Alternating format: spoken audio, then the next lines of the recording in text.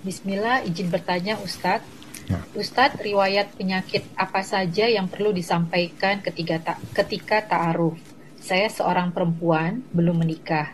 Beberapa bulan yang lalu saya dinyatakan sakit hepatitis B, di mana ada kemungkinan bisa menurunkan ke anak saya, tapi saya sedang dalam proses pengobatan di rumah sakit.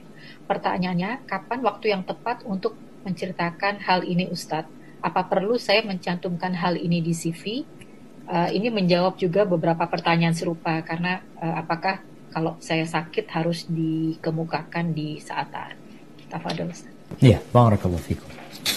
Nah, jemaah, kalau bicara penyakit apa saja ya, aib-aib apa saja yang perlu disampaikan kepada calon suami agar dia tidak merasa tertipu tatkala dia sudah menyetujui untuk menikahi kita.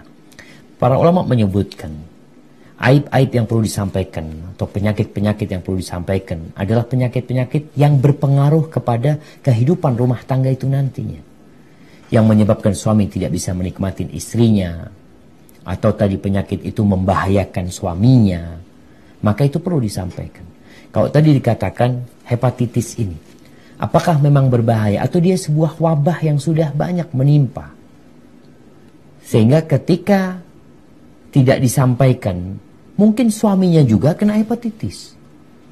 Maka kalau ingin menyampaikan kepada suami tentang apa yang ada pada dirinya, kalau itu memang membahayakan rumah tangga dia, apalagi tadi disampaikan bisa ke anaknya, dan hepatitis ini termasuk wabah sebenarnya jamaah ya.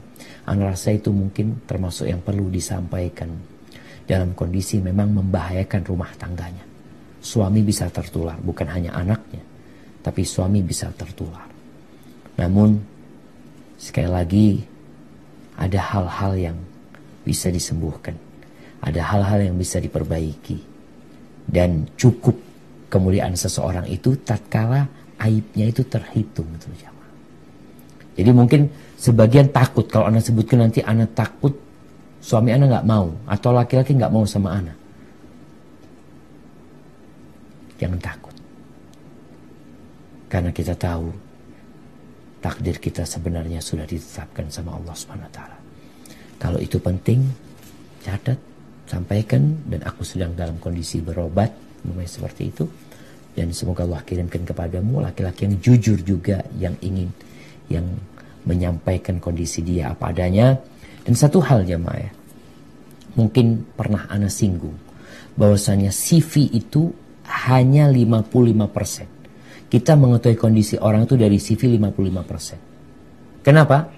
Karena lisan bisa berdusta. Maka tetap perlu ada pencari tahuan ya dari luar tadi untuk melengkapi data yang sudah kita terima.